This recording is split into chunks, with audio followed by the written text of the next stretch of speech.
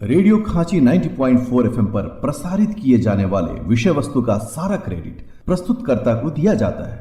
हमारा मकसद है समाज में ज्ञान एवं सकारात्मकता को आगे बढ़ाना। Hello everyone, I'm Swati Sahai, guest faculty CPPS Ranchi University and you are listening to Radio Khanchi 90.4 FM, Hum Sabka Radio. And in this audio lecture, I am going to teach you some idioms which are really very important regarding exam point of view.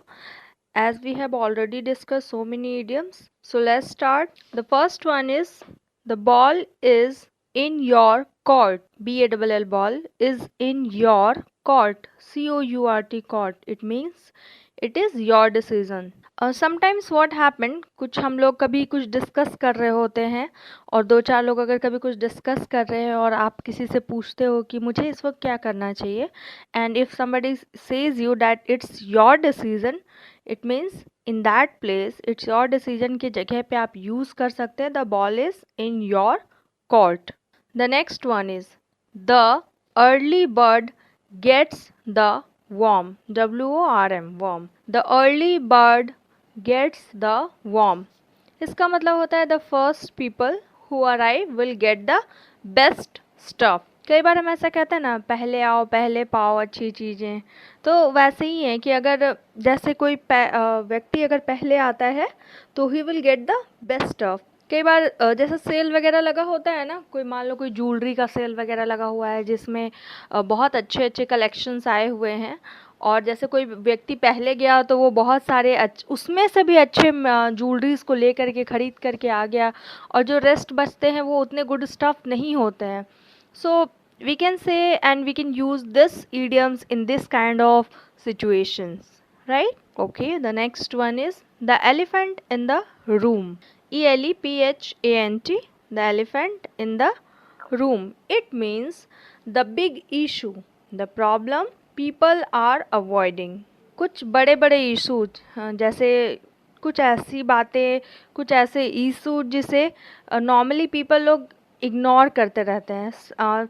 बहुत सारे अपने web series भी आजकल चले हुए, उसमें बहुत सारे एपिसोड्स मैंने देखा, कुछ शॉर्ट मूवीज़ में भी मैंने देखा हुआ है ऐसे ये सब ईडियम्स बहुत यूज़ होते हैं.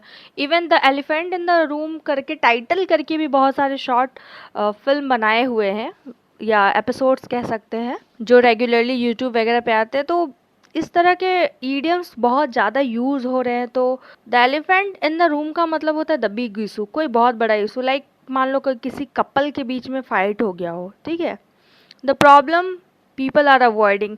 सो कपल के बीच में फाइट हो गया, दे आर आर्ग्यूइंग, तो उसमें से कहता है कि there is the elephant in the room you are not seeing, and तुम इसे अवॉइड करने की कोशिश कर रहे हो. इन दैट केस हम कह सकते हैं the elephant in the room.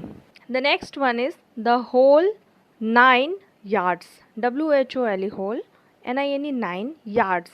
YARDS, yards. It means everything, all the way. ठीक है, मतलब सारा कुछ, जो भी सारी चीज़ें आती हैं, सब कुछ. The next one is there is no such thing as a free lunch. LUNCH, lunch. इसका मीनिंग होता है कि कुछ भी दुनिया में जो है ना वो इंटायरली फ्री नहीं है, वो कम्प्लीटली फ्री नहीं है, कुछ ना कुछ आपको उसके लिए पे करना पड़ता है. नॉर्मली ऐसे हम लोग डे टू डे टॉक में भी बोलते हैं कहाँ आजकल सब कुछ फ्री में मिलता है, और जो कुछ फ्री में मिलता है उसके लिए भी तो कुछ ना कुछ पे हमें करना ही पड़ता है, ठीक है. So there is no such thing as a free lunch. ये आपका ईडियम जो है वो हम यूज़ करते हैं नथिंग इज़ इंटायरली फ्री के प्लेस पे, और इसका मीनिंग भी यही होता है. The next one is throw caution to the wind. THROW, throw caution, CAUTION, caution to the wind. WIND, wind. It means take a risk. It is easy. The next one is you can't judge a book by its cover.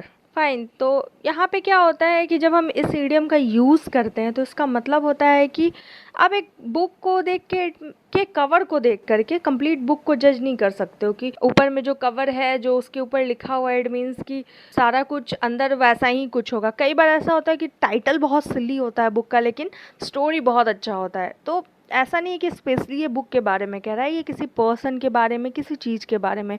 May be कुछ चीज़ बहुत bad दिख रहा हो लेकिन it may be good inside. कई बार कुछ चीज़ें जैसे आपको लगता है कि ये काम मेरे लिए उतना बेनिफिशियल नहीं है, लेकिन बाद में आप करते हो तो आपको लगता है ये तो काफ़ी ज़्यादा बेनिफिट दे रहा है मुझे, ठीक है।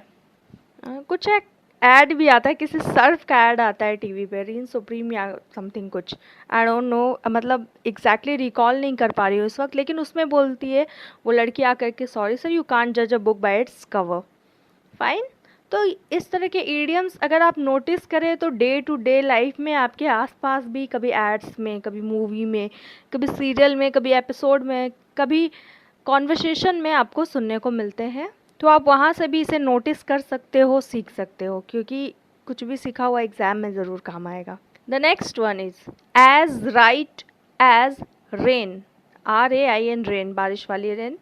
As right as rain it means perfect. तो परफेक्ट की जगह पे जो हम ईडियम को यूज़ करते हैं वो एज राइट एज रेन। तो आज से हम यूज़ कर सकते हैं कि अगर परफेक्ट बोलना हो तो बोलेंगे as right as rain. Okay, the next one is burn bridges, BRIDGES, bridges, it means destroy relationships. किसी भी तरह की रिलेशनशिप को अगर डिस्ट्रॉय कर दिया जाए, तोड़ दिया जाए, बर्बाद कर दिया जाए, the idioms which will be used there is burn bridges. The next one is curiosity killed the cat, KILLED, killed, curiosity, CURIOSITY, curiosity killed the cat, it means stop asking questions. Imagine आप movie hall में हो, आप movie देख रहे हो अपने friends के साथ, और उसमें से कोई एक ऐसा है जो आपसे बहुत क्वेश्चन पूछ रहा हो कम्प्लीटली, अभी क्या होगा, अभी क्या होगा, अभी क्या लगता है तुमको क्या होगा, इस तरीके के बहुत सारे क्वेश्चंस, बहुत सारे सिली, रबिश या फिर ऑथेंटिक क्वेश्चन भी। तो उस समय क्या होता है कि यू विल सडनली से stop asking questions. It means आप कहना चाह रहे हो कि ये आपकी क्यूरियोसिटी ने क्या किया है ना, kill the cat. It means you are just saying that please stop asking questions. Fine. तो आज से जो ईडियम हम यूज़ करेंगे स्टॉप आस्किंग क्वेश्चन की जगह पे वो होगा curiosity killed the cat. The next one is fit as a fiddle, FIDDLE, fiddle, FIT, fit as a fiddle. It means in good health. For example, कोई आपसे रास्ते में मिला और उससे आपने पूछा, hey, how are you? What will you say? You will reply that in a good health. And if you want to use idiom there, you will say fit as a fiddle, man. So fit as a fiddle means in good health. The next one is have your head in the clouds, HAVE, have your head, HEAD, head, in the clouds, CLOUDS, clouds. It means not be concentrating, CONCENTRATING, concentrating. Let's take an example for this. Example क्या हो सकता है जो बहुत appropriate हो? Just imagine कि इस audio lecture में मैं आपको ईडियम्स पढ़ा रही हूँ, आप ऑडियो लेक्चर को सुन रहे हो, ठीक है, but you are not able to concentrate, you are not concentrating.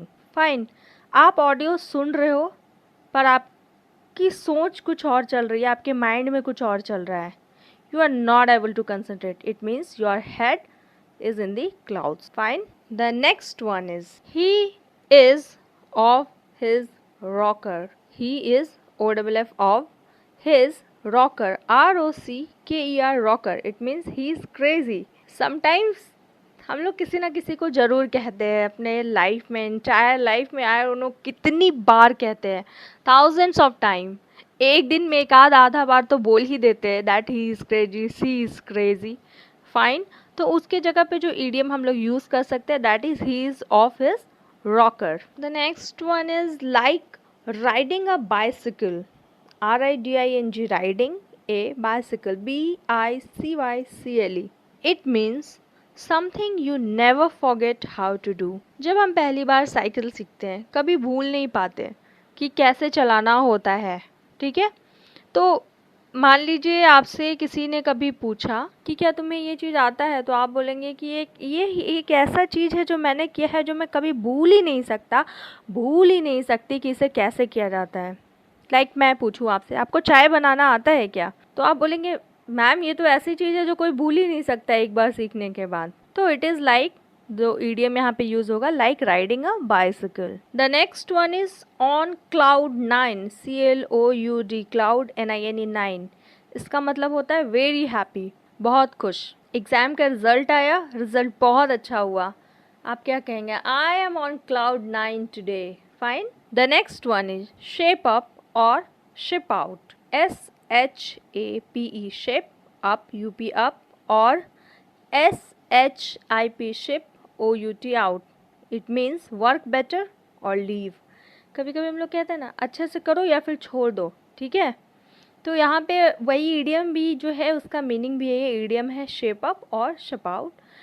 इसका मतलब है वर्क बेटर और leave. So with that, hope that you all are doing your study well. I would like to end my discussion here.